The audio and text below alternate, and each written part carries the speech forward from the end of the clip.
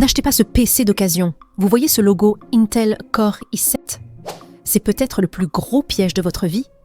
Vous pensez faire l'affaire du siècle, mais vous êtes sur le point d'acheter un dinosaure déguisé en voiture de course. Je vais vous montrer comment ne plus jamais vous faire arnaquer. L'erreur que tout le monde fait, c'est de s'arrêter au nom du modèle. On voit i7 et 16 gigaoctets de RAM et on fonce.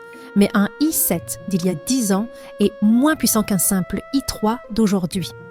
Les vendeurs jouent sur cette confusion pour vous vendre du vieux matériel au prix fort. C'est comme acheter une carrosserie de Ferrari avec un moteur de tondeuse à gazon. La première chose à vérifier, ce n'est pas le i7, ce sont les chiffres qui suivent.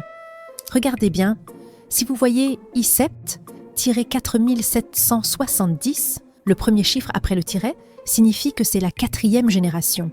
Elle date de 2013. C'est préhistorique.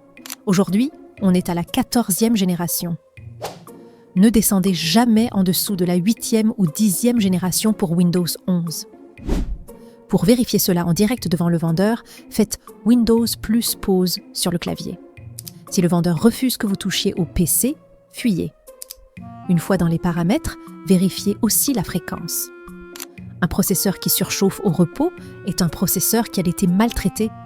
Ne vous laissez pas éblouir par le design extérieur ou l'écran brillant, le vrai cerveau est caché dans ces 4 chiffres.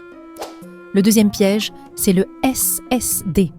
Un PC peut paraître rapide, mais si le disque dur est en fin de vie, il va lâcher dans 2 mois. Venez toujours avec une clé USB contenant un petit logiciel gratuit, Crystal Disk Info. Lancez-le, il va lire l'état de santé interne du disque. S'il affiche correct en bleu, c'est bon. S'il est en jaune ou en rouge, laissez tomber, même si le prix est imbattable. Vérifiez aussi le nombre d'heures de fonctionnement. Un PC qui a tourné 20 000 heures a déjà bien vécu. Enfin, n'oubliez pas la batterie sur un portable. Tapez powercfg/batterie report dans l'invité de commande pour voir sa capacité réelle restante par rapport à l'origine. Voici l'astuce de pro que personne n'ose faire devant le vendeur, le stress test. Téléchargez OCCT et lancez un test de 5 minutes. Si le PC s'éteint ou si les ventilateurs font un bruit de décollage d'avion, c'est que le système de refroidissement est mort ou que la pâte thermique est devenue de la pierre.